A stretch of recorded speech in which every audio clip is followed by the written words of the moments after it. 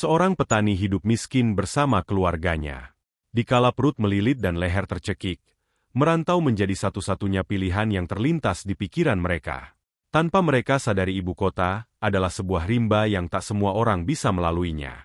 Inilah kisah Wahyu, seorang petani yang mempertaruhkan hidup keluarganya pada kehidupan ibu kota yang kejam. Wahyu awalnya bekerja di sebuah pabrik sebagai buruh. Namun karena pabrik tersebut bangkrut, dia pun diberhentikan dari pekerjaannya. Wahyu yang menjadi pengangguran, memutuskan untuk pulang ke kampung halamannya. Di sana ia menggarap sawah milik orang lain bersama istri dan anaknya yang masih kecil. Kalimat, "Uang bukan segalanya," hanyalah omong kosong dari mereka yang tak pernah merasakan kemiskinan. Bagi Wahyu, anak dan istrinya tak akan bisa hidup hanya dengan sebuah kata-kata mutiara. Kerja keras adalah satu-satunya jalan bagi orang-orang miskin sepertinya untuk bertahan hidup. Kesulitan pun kian menjadi ketika harga padi terus turun, karena dimanipulasi oleh para cukong dan pengepul. Mengakibatkan ia hanya mendapat sedikit uang dari hasil panennya, yang bahkan tak cukup untuk membeli benih lagi untuk musim tanam selanjutnya. Di rumahnya yang sangat sederhana, Wahyu hidup bersama istrinya yang bernama Mei dan anaknya yang bernama Mawar. Tak ingin terus-terusan menderita, Wahyu memutuskan membawa keluarga kecilnya itu untuk merantau ke ibu kota. Berharap keadaan mereka akan berubah menjadi lebih baik. Malam berlalu, dan mentari terbit memberikan sebuah harapan bagi mereka yang sedang berjuang. Keluarga kecil ini pun akhirnya pergi merantau ke Jakarta dengan menembeng sebuah mobil pick-up pengangkut sayuran. Tapi sialnya tak berapa lama angkot itu mogok, membuat mereka harus menunggu dalam keadaan perut kosong. Mawar terlihat kesakitan. Wahyu pun memberinya ubi rebus untuk mengganjal perut. Namun ternyata Mawar bukan sakit karena kelaparan, melainkan sakit gigi. Wahyu pun berjanji akan membawanya ke dokter setelah sampai di Jakarta nanti. Sesampainya di Jakarta, mereka yang tidak punya tempat tujuan, hanya bisa berjalan menyusuri setiap gang yang mereka temui. Hingga hari mulai gelap, Wahyu mengajak anak dan istrinya beristirahat di sebuah penginapan kecil di pinggir kota. Setelah makan malam seadanya, keluarga kecil ini akhirnya bisa tidur dengan nyenyak. Keesokan harinya, mereka kembali menyusuri jalanan ibu kota yang penuh polusi itu, berharap menemukan pekerjaan untuk Wahyu dan Mei. Setelah berjalan cukup lama, mereka akhirnya menemukan sebuah tempat yang tengah membuka lowongan kerja. Di tempat itu, Wahyu belum beruntung karena posisi yang dibutuhkan tak sesuai dengan keahliannya. Namun ia sempat berkenalan dengan seorang pria bernama Doni, yang merupakan kandidat pelamar juga. Setelah mendengar cerita singkat Wahyu, Doni pun memberi informasi tentang kontrakan yang mungkin bisa keluarga kecil itu tempati. Wahyu pun antusias dan segera menuju kontrakan yang dimaksud setelah selesai dengan urusannya.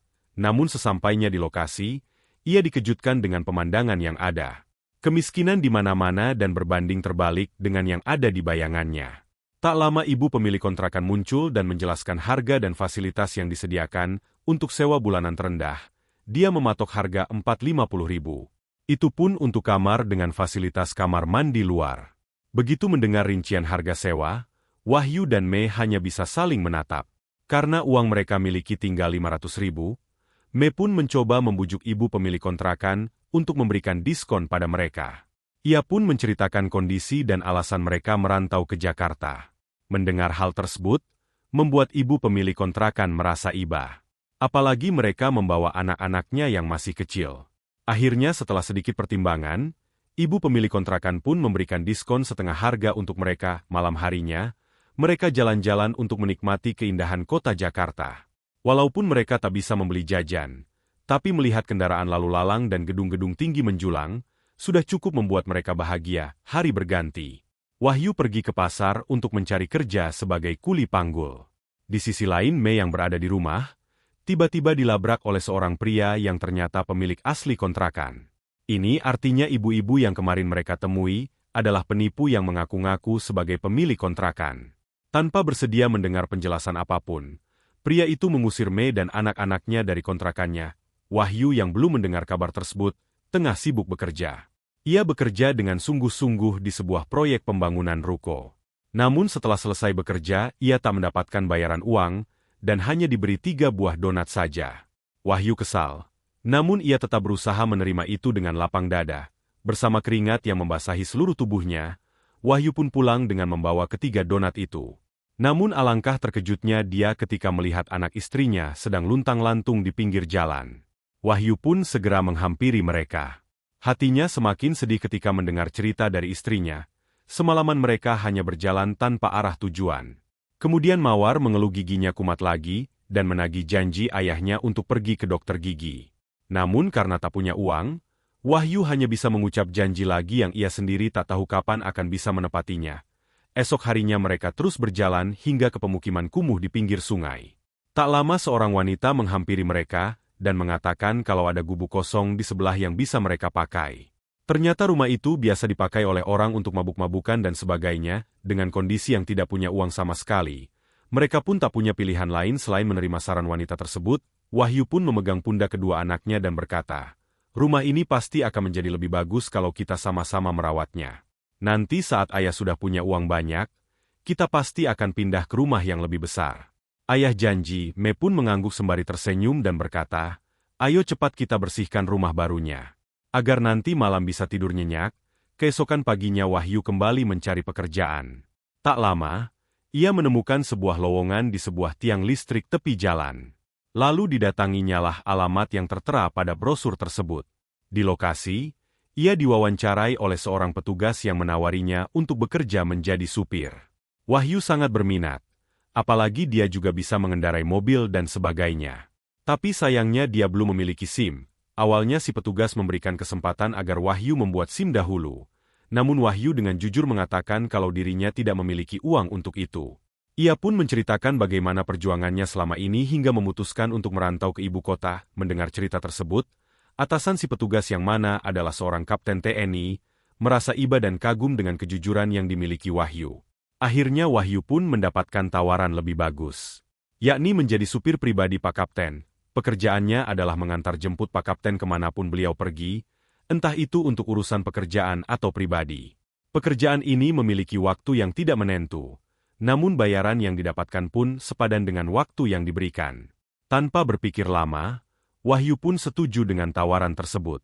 Lalu ia diminta datang jam 8 esok hari untuk menghadap Pak Kapten. Sementara di rumah, Me mendapat saran dari tetangga bahwa jika ia ingin mendapatkan uang dengan cepat, Me bisa ikut ke tempatnya bekerja dan bertemu bosnya yang bernama Charlie. Me tergiur dan setuju dengan ajakan tersebut. Ia pun bertemu dengan Charlie yang mana adalah pemilik sebuah bar di pinggir kota. Di sana kemudian Me diminta membuka pakaiannya. Hal ini untuk melihat apakah tubuhnya bisa menarik para pelanggan atau tidak. Tugasnya adalah membuat pelanggan membeli minuman sebanyak mungkin dengan cara apapun. Nantinya dia akan dibayar per hari sesuai dengan jumlah minuman yang terjual ke pelanggan singkat waktu. Malamnya, Me meminta izin pada Wahyu untuk bekerja di bar, agar mereka bisa membeli makan esok hari. Ia berjanji akan selalu menjaga dirinya di dalam sana. Bahkan ia membawa sebuah pisau kecil untuk dijadikan pegangan jika ada hal buruk yang terjadi. Wahyu pun setuju dengan harapan mereka bisa segera keluar dari lingkaran kemiskinan ini. Keesokan harinya, Wahyu berangkat untuk bertemu dengan Pak Kapten. Melihat pakaian Wahyu yang kucel, membuat Pak Kapten kasihan dan memberinya kemeja baru. Pekerjaan mereka kali ini adalah mengantarkan Pak Kapten ke salah satu pabriknya. Pak Kapten menjelaskan bahwa hidup itu penuh dengan peluang. Dan hanya orang-orang yang paham saja yang bisa memanfaatkan peluang tersebut. Wahyu pun hanya bisa mengangguk tanda ia mengerti. Selesai bekerja, Wahyu diajak Pak Kapten untuk makan malam bersama koleganya. Di sana, ia hanya bisa memandangi semua makanan mewah yang tersaji di atas meja. Ketika ditanya mengapa dia hanya memandangi makanannya, Wahyu menjawab, "Sepertinya saya tidak sanggup memakan hidangan ini. Saya teringat istri dan anak di rumah." Pak Kapten tertawa mendengar pernyataan tersebut. Ia pun segera meminta pelayan untuk membungkuskan menu yang sama untuk keluarga Wahyu di rumah. Hal ini membuat Wahyu menangis. Ia sangat berterima kasih atas kebaikan Pak Kapten pada dirinya. Entah harus bagaimana membalas kebaikannya kelak. Pak Kapten pun tersenyum sembari menepuk pundak Wahyu dengan hangat. Selesai makan malam, Pak Kapten mengajak tamunya untuk minum-minum sejenak.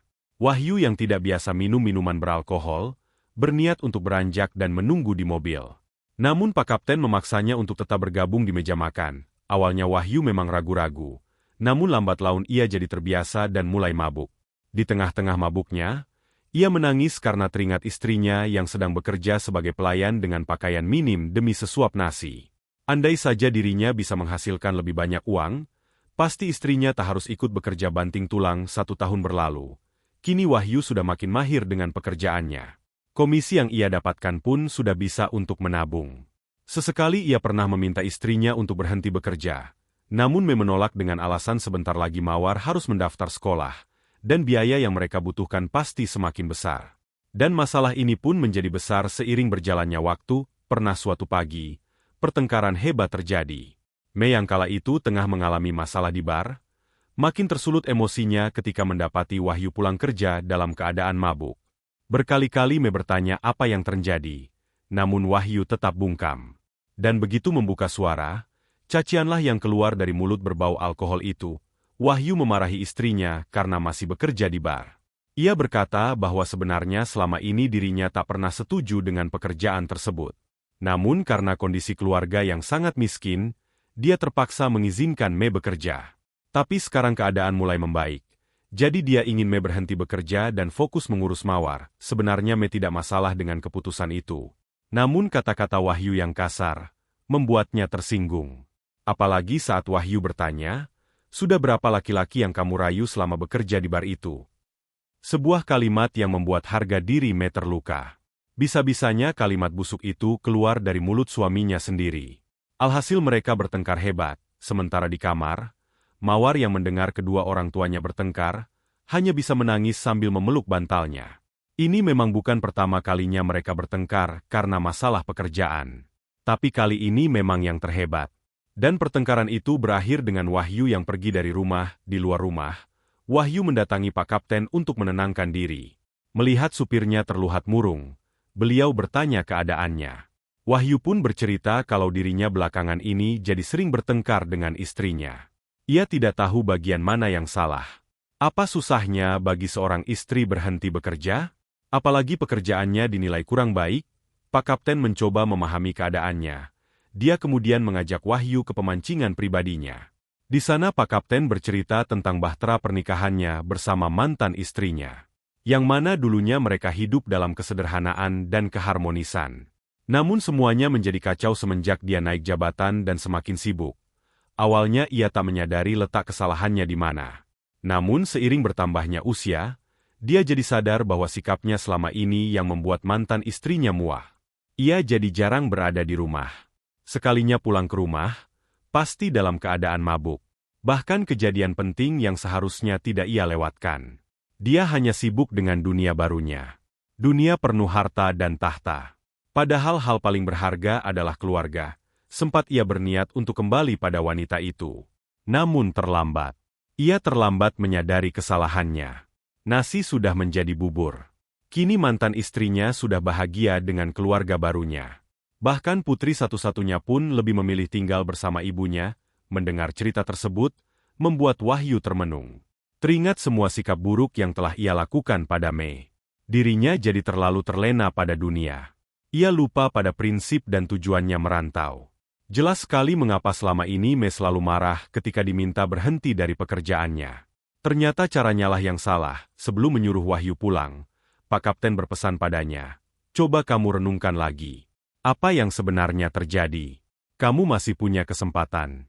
Jangan sampai hari tuamu penuh penyesalan seperti saya." Kemudian Wahyu diminta pulang untuk menyelesaikan masalahnya dengan Mei. Ia pun menurutinya. Dan selama perjalanan pulang, otak dan hatinya bergejolak. Memilah mana yang benar dan mana yang salah. Menelaah mana yang harus dilakukan dan mana yang harus ia abaikan. Sesampainya di rumah, rupanya Mei baru pulang kerja. Wahyu menghampirinya dan mencoba untuk berbaikan. Mei yang terlihat masih kesal, melenggang pergi ke kamar Mawar. Wahyu tetap sabar, mengingat bahwa dialah yang salah. Ia pun mengetuk pintu kamar Mawar dan memanggil istrinya dengan lembut, tapi Mei tidak bergeming. Ia tetap tidak mau keluar. Hingga saat Mawar pulang dari bermain dan melihat ayahnya sedang berdiri di depan kamarnya. "Ayah sedang apa di depan kamarku?" tanyanya. Wahyu pun terkejut. Namun sebuah ide muncul di kepalanya. "Oh ini nak. Ayah sedang membujuk ibu keluar. Soalnya ayah mau mengajak kalian jalan-jalan." Mawar pun girang mendengarnya. Ia langsung berlari dan menggedor-gedor pintu kamarnya. "Wah, yang benar ya? Kita mau jalan-jalan? Asik. Bu. Ayo keluar. Ayah mau mengajak kita jalan-jalan," katanya. Tak bisa mengacuhkan anaknya lama-lama. Akhirnya Me pun keluar. Namun sorot matanya masih saja penuh amarah ketika melintas dan bertatapan dengan suaminya. Ia pun berniat mandi karena merasa sangat penat. Namun sebelum itu, Wahyu berhasil menahannya dan membawanya duduk berdua mengobrol di ruang tamu. Pria itu meminta maaf dengan tulus dan menjelaskan bahwa sebenarnya dia tak pernah berniat buruk padanya. Bahkan untuk menebus kesalahannya, Wahyu berniat membeli rumah baru untuk mereka tempati ke depannya. Mendengar hal tersebut, tentu saja membuat Me luluh. Ia pun mencoba berdamai dengan perasaannya dan memaafkan suaminya. Seminggu kemudian, mereka memutuskan untuk pindah rumah. Rumah sederhana namun penuh makna. Letaknya tak jauh dari rumah Pak Kapten. Nanti rumah itu akan mereka isi dengan kehangatan dan menjadi tempat untuk pulang. Me pun akhirnya memutuskan berhenti kerja di bar dan menerima tawaran pekerjaan di rumah Pak Kapten sebagai asisten rumah tangganya. Sementara Wahyu berjanji tidak akan mabuk lagi dan selalu ingat pada prinsip hidupnya. Jadi apakah uang bukan segalanya? Atau segalanya bisa dibeli dengan uang? Bagaimana menurut kalian?